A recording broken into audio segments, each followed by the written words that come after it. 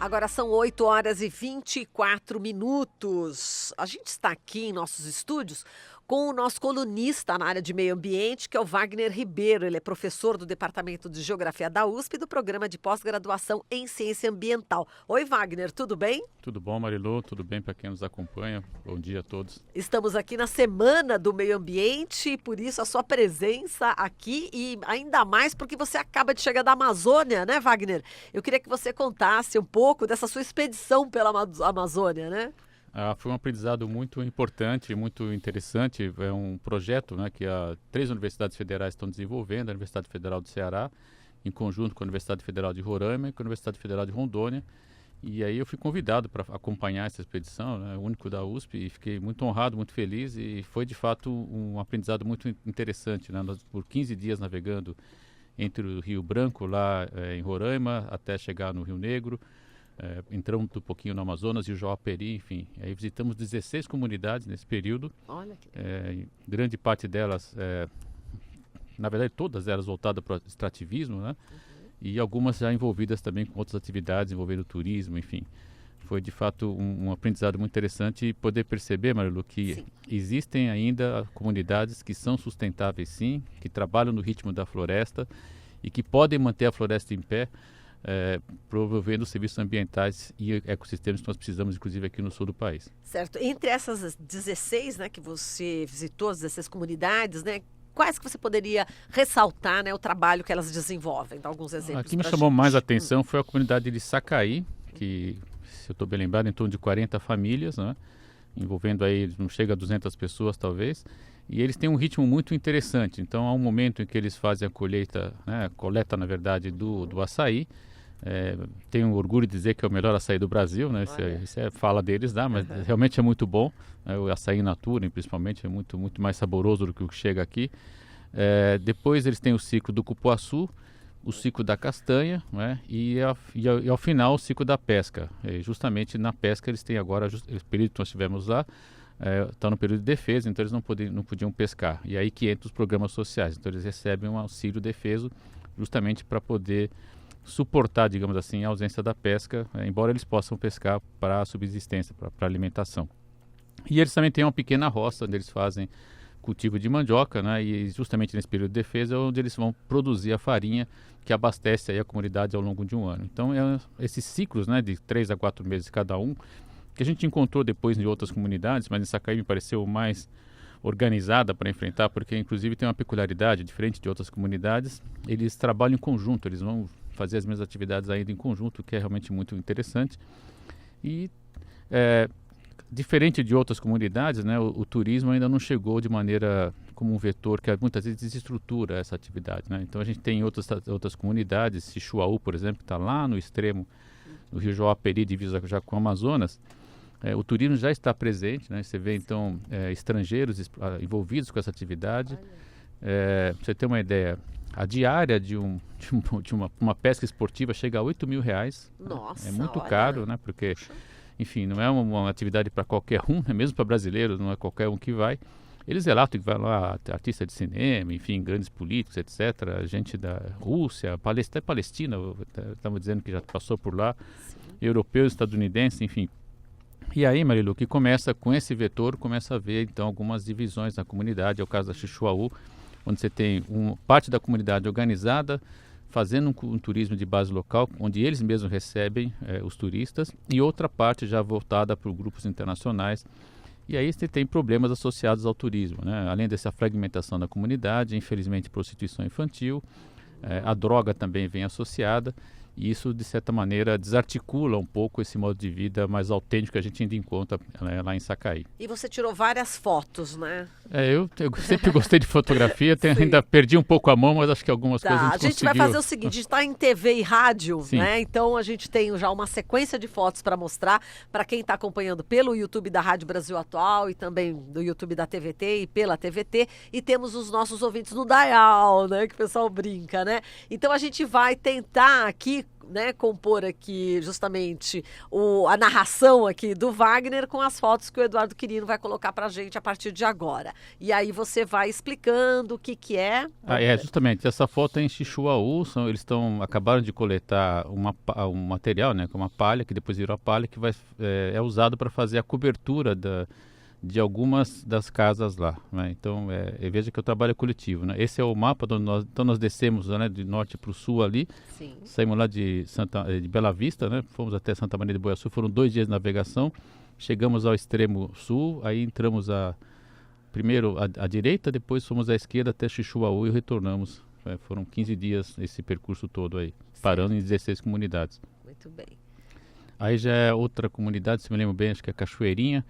E a gente observa aí já as casas preparadas, né, para receber a água. Pra você ter uma ideia, o rio aí já está bem acima, né, do nível normal, embora esse também seja o nível normal do período de chuva.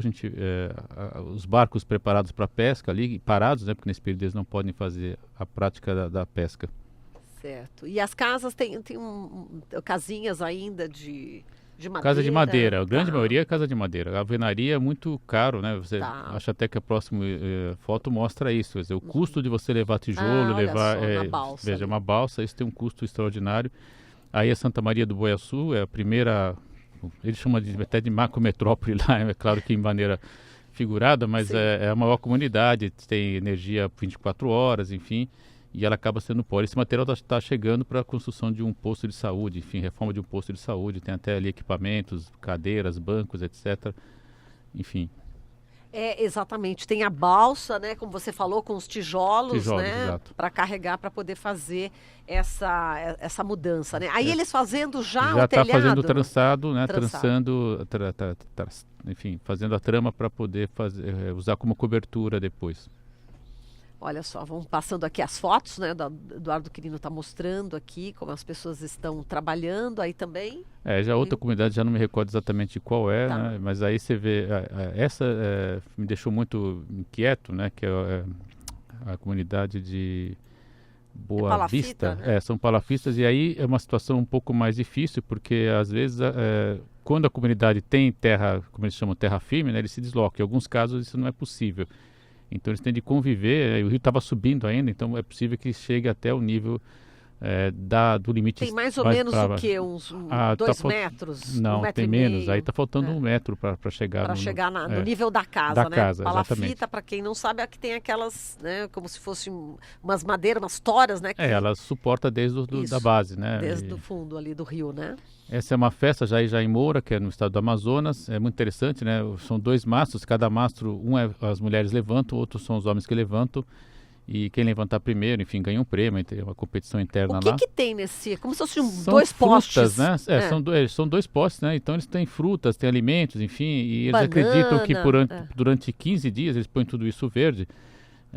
Enfim, às vezes 10 dias, 15 dias, uma semana, enfim, o período que durar a festa, isso fica abençoado, digamos assim, né? E depois, ao final, quando eles derrubam esses 2, os mastros, aí há uma batalha, cada um quer pegar um pedacinho de alguma fruta, porque acho que vai, enfim, estaria se dando bem, digamos assim, seria... Entendi. E ali, quantos metros tem, mais ou menos? Isso aí tem uns 3 metros. Mais, tem uns 5 metros. 5 metros. Eu tô boa de cálculo, né? Tá Você vê que eu tô errando tudo. Não, mas tá... e tem algumas frutas ali, eu reconheci tem a banana, abacaxi, tem coco, né? Tem macaxeira, mas tem também, enfim, salgadinho, enfim. Tem de cada tudo. um que põe o que acha que é importante na hora de comer depois. Né? Entendi. É curioso. Interessante a cultura, né? Aí também em Moura, né? Você vê que a habilidade das crianças manipulando as canoas é algo impressionante. Criança com 3, 4 anos de idade já sabe nadar. Bom, aí navegando em algum ponto do Rio Branco. Lindo pôr do sol, né? Né? Os pôr do sol na Amazônia é algo realmente estonteante. São maravilhosos e aí já quase final anoitecendo. Né? Linda. Um azulado, né? E aí é tudo natural, não tem filtro não. Olha que beleza. Esse é um momento interessante, eu não vou lembrar agora a comunidade, enfim, mas de qualquer modo eles estão já fazendo... Eu tenho anotado lá, né? Agora de memória não tem problema. Eles estão no momento de trabalhar já a mandioca. Então ela já foi coletada, né? Já está lá sendo limpada, eles tiram a casca, né? Põe para cozinhar, fazendo a farinha, preparando para fazer a farinha. Depois ela é triturada e chega nesse momento que é o forno, onde aí, enfim, ela é não vou dizer cozida, né? Ela é quase que assada, digamos assim. E é gostosa essa Muito farinha? saborosa. Eu falei, o que eu vou sentir mais falta da farinha do que do açaí, eu brinquei com eles, porque o açaí ainda de algum modo a gente consegue comprar em São Paulo. Essa farinha é muito não. fresca, né? Ela é crocante, é muito saborosa. E a alimentação básica, né? Açaí com farinha e peixe, né? Então, realmente é muito bom. Nutritivo também, muito nutritivo né? e equilibrado, né? Aí é em Moura também, final de tarde, né? Rua de terra, isso? Rua de terra, caçamento é quase nenhuma, né? E Moura já chegou a ser município, não deu conta de se sustentar como município e voltou a ser distrito de Barcelos, já no estado do Amazonas. Nossa. Porque nós vamos também entender essa questão transfronteiriça, né? Como é que as comunidades se organizam em função de, por exemplo, né? Grande parte das comunidades tem que pegar serviços, embora vivendo em Roraima, vão usar serviços em Barcelos, que está no Amazonas. Então há uma dinâmica também regional muito interessante que a gente está querendo verticalizar e estudar mais também. Ah, que legal. E aí, já foram as fotos, que basta. Tem mais fotos ainda? Não lembro, eu mandei uma série, aí tem alguns vídeos também, enfim, mas aí, essa, por exemplo, chegando em Xixuaú, e está no ritmo do barco, eu acho que é interessante ver um pouco do como é que... o ritmo que a gente navegava lá, né? E é interessante também respeitar esses ritmos da natureza. Nós descemos uma velocidade, subimos em outra velocidade, as crianças brincando em Sacaí, né? Aí é muito interessante como eles respeitam muito o rio. Então eles entram e saem muito rapidamente, né? Porque e brincam, dão cambalhota. Brincam o tempo todo, é muita habilidade. Eles sabem que tem jacaré, que tem arraia, que tem piranha. Então é um exercício permanente, né? De atenção. Muito lúdico, você vê. As crianças estão super felizes, é o final de tarde aí brincando.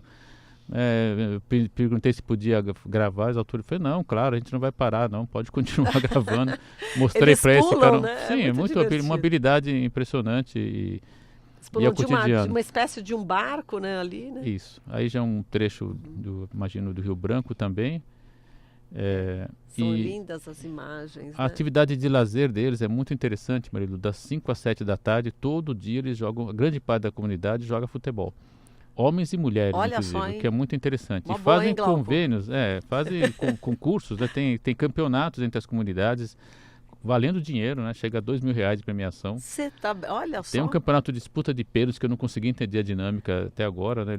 As meninas jogam também, batem pênaltis, eles compram lá 15 bolas, ou seja, 15 chutes, e a partir daí então tem uma disputa que começa assim 11 da noite e vai até 5, 6 da manhã, é impressionante a quantidade de pessoas. Então é uma comunidade muito feliz, eles vivem bem, eles comem bem, você vê, as pessoas não são obesas, não estão em estado comem alimento sim, mesmo, se alimentam muito bem, faz atividade física, tem o lazer associado, né? E o que a gente enxerga de grandes problemas, né? De fato, educação, né? Só em Santa Maria do Boiaçu tem ensino médio, as outras quando muito tem até o Fundi 2, né? Até o 9º ano. Outras param no 6º ano, infelizmente. E assistência à saúde, que de fato, até recentemente, né, a gente encontrava, segundo relatos deles, barcos que desciam o rio com equipes médicas, inclusive dentistas, oftalmologistas, que a cada 3, 4 meses faziam uma expedição e acompanhavam essas comunidades. Isso parou, não existe mais, né? E eu encontrei lá um médico cubano. Médicos, né? O menos médico. Encontrei lá um médico cubano, que enfim, não quis detalhar muito como é que ele ficou. Ele alterna com um médico colombiano. Então, veja que os médicos brasileiros não querem ficar na Amazônia, né? Diferente do que está se dizendo, eles não querem ficar. E, enfim, mas é um médico para toda essa região, veja você. E aí, quando eles têm problemas mais sérios, tem que ir de avião para Boa Vista. Puxa vida. E como é que você está vendo a administração, né, do Ricardo Salles diante do meio ambiente, né, do Ministério do Meio Ambiente? Ele diz que quer terceirizar a Amazônia, privatizar. Eu acredito que o Ricardo Salles, ele não conhece a Amazônia, né? Eu já fui algumas vezes para alguns lugares e não vou ousar dizer que eu conheço, porque ela é tão grande, tão diversa, que seria um pouco... Mas as diversas partes que eu conheci, eu já vi várias atividades sustentáveis que podem ser mantidas, né? Ele está hoje com um artigo no jornal da imprensa burguesa dizendo que a Amazônia tem que ser sustentada com a floresta em pé. Estamos de acordo, só que o floresta em pé que ele quer não é o que as comunidades praticam, por exemplo, né? Então, a ação do Ricardo Salles tem sido muito mais de desarticular tudo que foi construído ao longo de 30 anos de luta ambiental, de políticas públicas ambientais do Brasil, do que, na verdade, se preocupar com o meio ambiente. Isso, Marilu, tem trazido, inclusive, consequências muito sérias, né, para a imagem do Brasil no exterior. Hoje, o Brasil, que sempre teve um papel de protagonista, quando a gente vai pensar, por exemplo, em negociações envolvendo a Convenção da Biodiversidade, o Brasil já teve a Secretaria-Geral da Biodiversidade, envolvendo mudança climática, todo o papel destacado que a própria Isabela Teixeira teve em negociações anteriores, o próprio Lula na reunião de Copenhague, enfim, quando foi o primeiro país que trouxe metas voluntárias, né, para por meio do controle do desmatamento e redução de efeito estufa, isso acabou influenciando depois no Acordo de Paris de 2015, tudo isso está se perdendo, né? E para nós voltarmos a ter uma imagem positiva em termos ambientais vai demorar um tempo muito grande, né? Uma das consequências é agora essa problemática envolvendo o Fundo Amazônia, né? Ele disse que quer mexer nisso tudo. Os próprios técnicos do BNDES, até acho que ontem, não sei se foi a Rose ou foi a Larissa que trouxe essa questão também, e foi uma questão importante. Então eu diria que o governo dele, a gestão dele é catastrófica para o meio ambiente, né? E diminuindo as vozes, reduziu aí de maneira expressiva a participação da sociedade civil no CONAMA. Não há o que ressaltar de positivo, né? A bandeira que ele levanta, a qualidade de vida urbana, ela é importante, mas não é uma inovação, né? No próprio gestão da Marina Silva havia uma comissão, havia uma secretaria de qualidade de vida também. Então, pegando a questão urbana. Então, realmente, eu não consigo enxergar nada de positivo. É triste, é lamentável, porque nós estamos falando já de 6 meses de gestão, né? De um país que tem uma potencial. Quando a gente vai para essas comunidades, vê as pessoas vivendo com ciclos econômicos produtivos, né? Ninguém fica parado em momento algum, né? Eles têm a cada 3 meses, estão fazendo um tipo de atividade diferente. O que falta é apoio, né? Falta então energia, não como eles têm lá, energia térmica, né? Ainda queimando o diesel, né? Quando você tem o sol que se tem na Amazônia, poderia ter placas solares e com isso você tem uma fonte de energia renovável, permitir que eles tivessem a capacidade de refrigerar esse tudo que é coletado, vão ganhar melhor preço, quer dizer, vão viver melhor ainda, né? Talvez com isso possam tirar menos material que acabam tirando hoje, por um preço melhor. Enfim, isso também é sustentável. Então, existe sim alternativa para a Amazônia, ela tem que ficar com a floresta em pé, com atividades como a que nós vimos lá, né? E é evidente que associado a isso, mais saúde e mais educação. A pergunta que a gente faz para as pessoas, você sairia daqui? Ninguém quer sair de lá. Eles estão muito felizes lá e falam, não, nós queremos melhorar as condições que nós vivemos aqui. Muito bem. E ele querendo também privatizar a questão da fiscalização, você chegou a acompanhar isso? Eu tive notícias também, o acesso à internet estava era irregular lá, mas veja, ele quer desqualificar toda a gestão pública, né? Agora ele está mexendo com o INPE, dizendo que o mapeamento que o INPE faz, por exemplo, da Amazônia, é inadequado. Veja, ele está se envolvendo com pesquisadores de primeira linha, não só do Brasil, da escala internacional, da escala mundial, né? O Gilberto Câmara, por exemplo, foi um dos grandes introdutores dessa questão de censuramento remoto, né? No INPE, é uma pessoa que tem uma credibilidade internacional que o Ricardo Salles sequer imagina. Então, questionar pessoas dessa qualidade com o argumento que ele traz é muito desagradável, muito deselegante, né? Para dizer o mínimo, e que não combina com um advogado, né? Um advogado ambiental. Eu tenho bons amigos do direito ambiental, a professora Cristiane Deran, da Federal de Santa Catarina, a professora Elizabeth aqui de São Francisco, Ana nos deu, enfim. E até eles estão um pouco inquietos, né? Falei, puxa, mas logo ele, advogado, fazendo essas coisas, né? Realmente, os advogados têm um certo traquejo, né? Ele parece que não aprendeu direito, né? Não sei onde é que ele fez a faculdade dele, sei que em Yale não estudou, né? Parece que ele não é bem ele divulgou uma coisa que não era verdade. Mas, de qualquer modo, é muito triste ver que uma pessoa com esse perfil está na liderança de um tema tão importante para o Brasil, que é o meio ambiente, né? Então, hoje, no Dia do Meio Ambiente, né? Aliás, é o meu 2º ano de rádio hoje também, né? Nós começamos há 2 anos atrás, justamente no Dia do Meio Ambiente.